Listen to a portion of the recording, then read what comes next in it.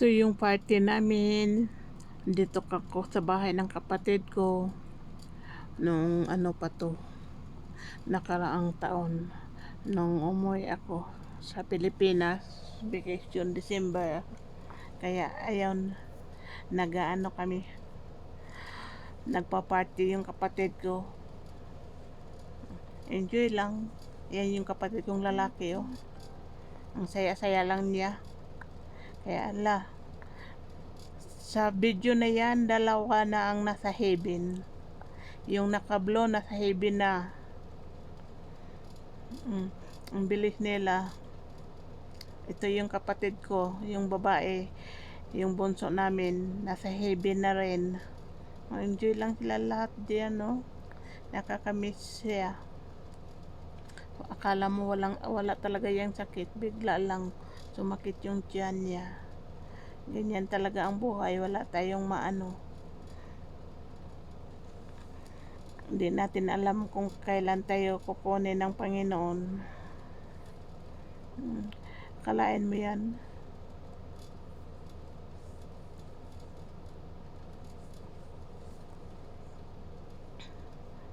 Namimiss ko yan. Ang bunso namin yan eh. Kaya ayan.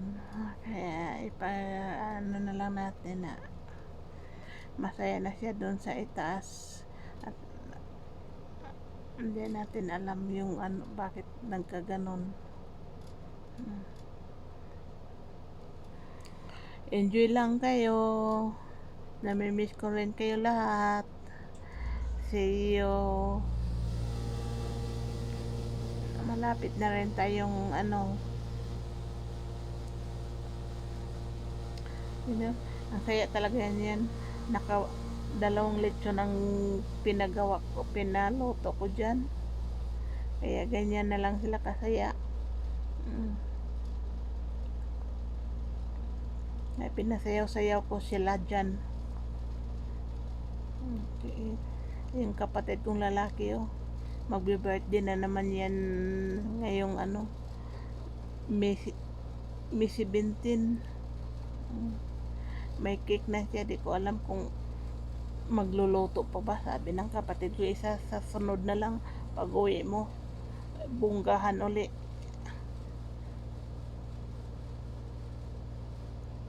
Ayan, kapatid ko rin yan, isang babae. Ayan, kapatid ko rin yan. Sige, sayaw kayo, magkapatid.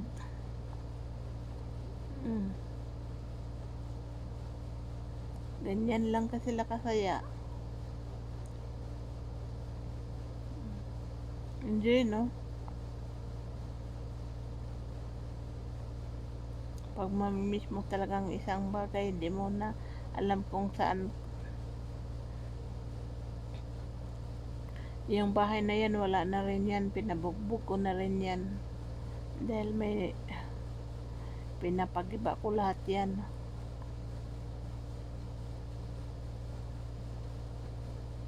Dahil may tumira dyan na walang ano. Yan ang laki ng lechon, no? Nakalagay na sa lamesa. Mag-happy Merry Christmas na sila dyan. Merry Christmas na lang sa inyong lahat.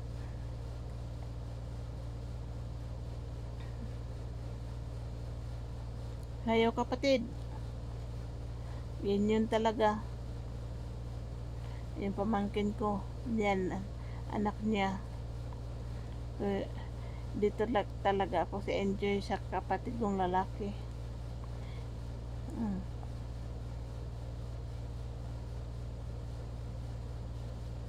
Akalain mo ba din yan yung nakasombrero kung magpapaalam na dito sa mundong ito?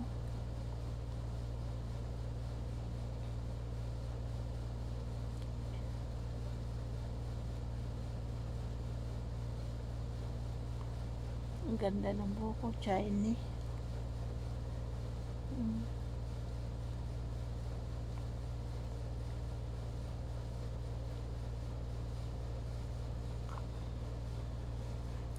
Kayo lang kayo.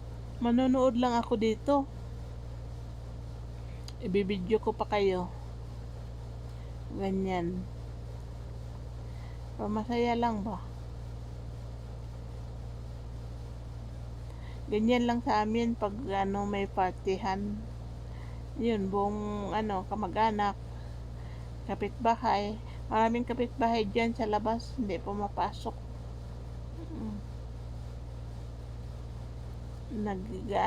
Sila, nagiinuman. Kaya pag nagbabakasyon ako sa Pilipinas, ang saya nila dahil libre lahat araw-araw, pagkain, ulam, hindi sila nagugutom.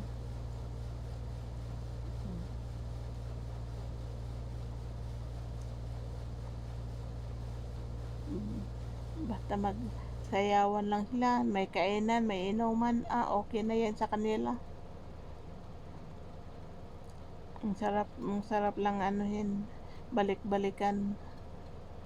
Nakikita mo yung kapatid mong wala na dito sa mundong ito, andoon na sa ibang planeta. Kaya pag namimiss ko, tinitingnan ko na lang sila.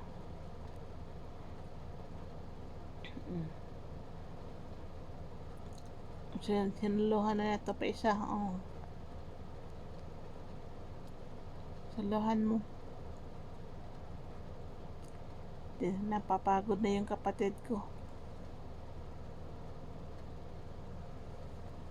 Ang laki kaya nga bahay na yan. Ang tutuusin, ayan yung kusina. Ayan yung dirty may kwarto. May dirty kitchen. May kwarto pa. 3 kwarto yan, bali ang laki pa ng sala. Yan dyan, buong sala yan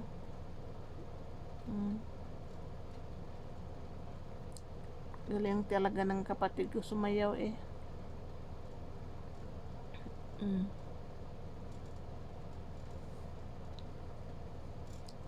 Happy Pista Kibongsod. Pista ngayon. Election bukas ang may lechon pala tayo bukas. Maglechonan pala. Ganyan. May kainan na naman. Ang galing talaga ng kapatid ko hanggang ngayon ganun pa rin siya.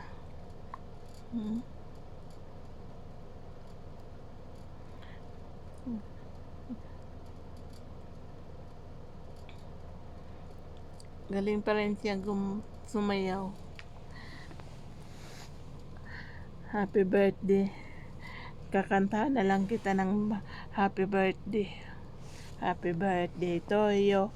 Happy birthday to you. Happy birthday, happy birthday. Happy birthday, brother. Sana LY ayamen. Sana LY ayamen. Sana LY, sana LY. Sana LY ayamen. Ayam yum holedet. Ayam yum holedet. Ayam yum holedet keder. Hagsak simiyak bisalak foriyak. Ayam yum holedet keder. Happy birthday bro. 65 ka na. Sana hihintuan mo na yung pag-iinom mo. Mag-enjoy ka na lang sana, kakain ka na lang sana ng masasarap na pagkain, hindi na yung inom na lang palagi, inom na walang katapusan, halos araw-araw. Tapos pag mamaga yung mga arthritis, tatawag, hihingi ng pambili ng gamot, tapos iinom na naman. Gutom na tuloy ako,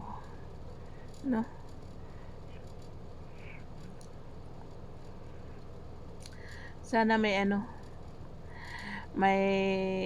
bukas magpapalaro tayo. May laro naman ako ipapakita sa inyo. Marami pala akong video old video ipopost ko dito. Kita mo yan, ang magkapatid na yan. Ganon sila hanggang ngayon.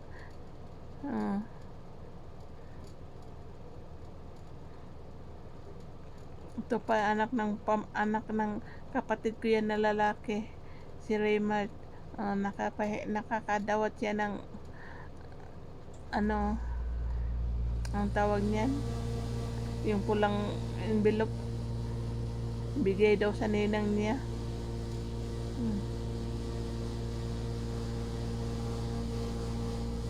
Diba?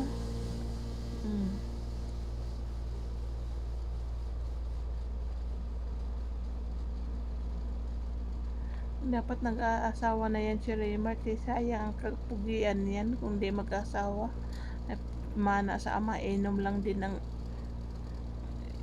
inaatupag lagi. Hindi manguyab, pinag-anuhan, kinikita sa trabaho, punta lang din sa inom.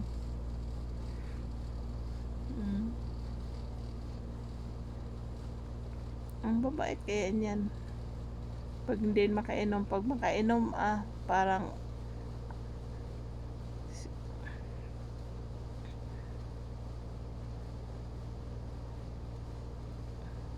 tinitingnan niya magkano ang laman. 50.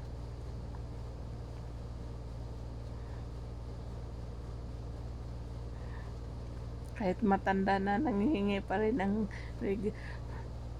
regalo sa mga ninang. Diba? Enjoy lang sila. Ito pa.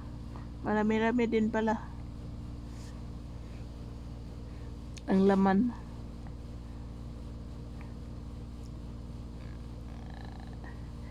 Di pa sila napapagod sa kakasayaw. Wala pang alas 12. Hindi pa nila hinewa yung lechon nila, hindi pa hinewa. Ang lechon hindi pa hinewa. Hiwain na yung lechon, kakain na. Dami ng gutom.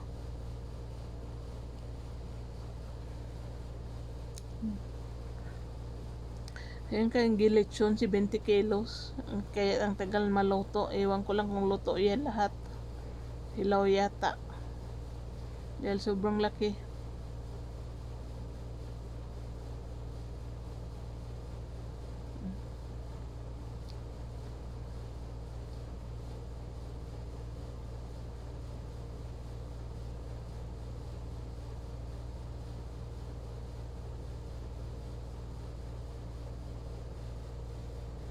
Namimiss ko talaga yung kapatid ko yung bunso namin. Siya lang kasing inuuwian ko sa probinsya. Siya kasing mag-aalaga sa akin pag nandoon ako. Magluluto. Minsan hindi naman tinutulungan ko naman siya maglaba. Yung mga anak lang niya puro lalaki, siya ang tagalaba lahat kaya nasanay.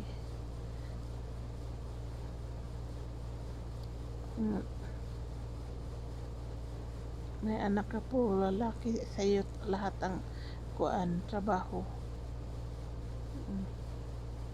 Ayan na paano na yan. Enjoy. Kung ikwento ko yung buhay ko, may aso pa.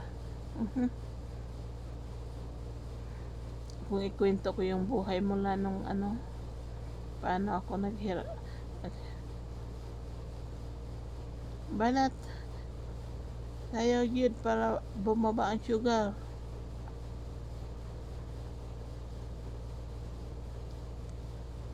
Dahil mahirap na pag mataas ang sugar, dapat talagang pinapawisan.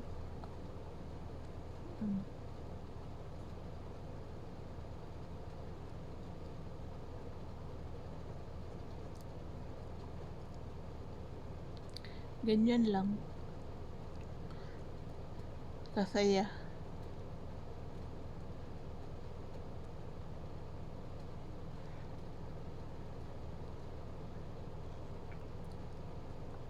Kayo ba mga kapatid nyo ganun din pag umuwi kayo sa probinsya?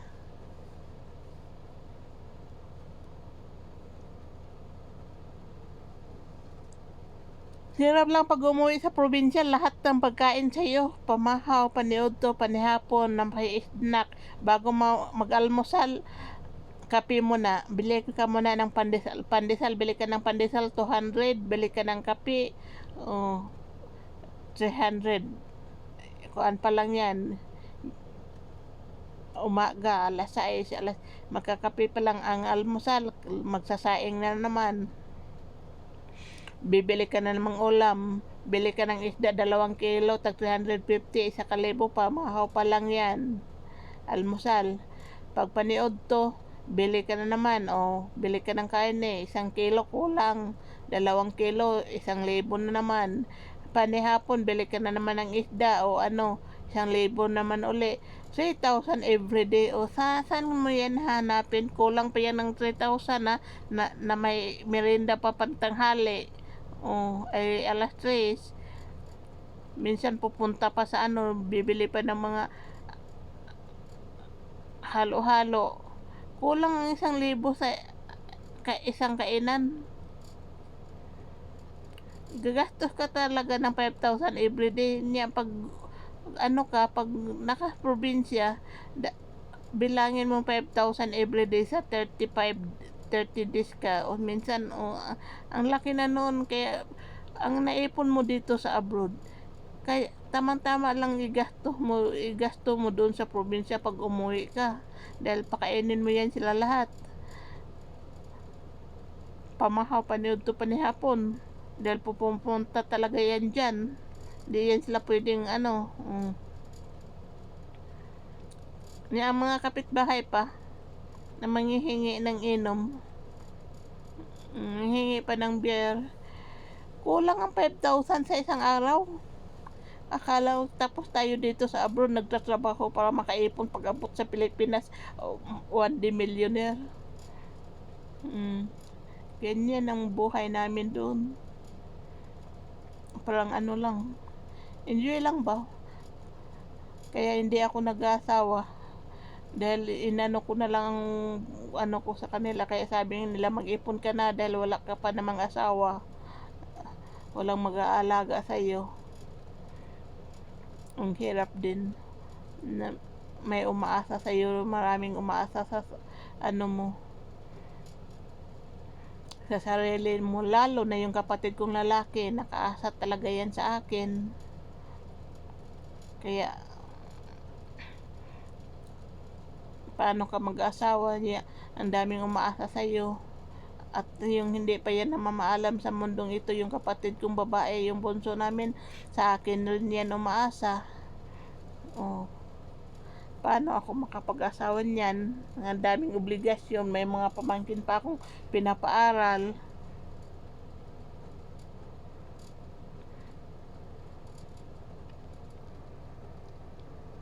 ganun.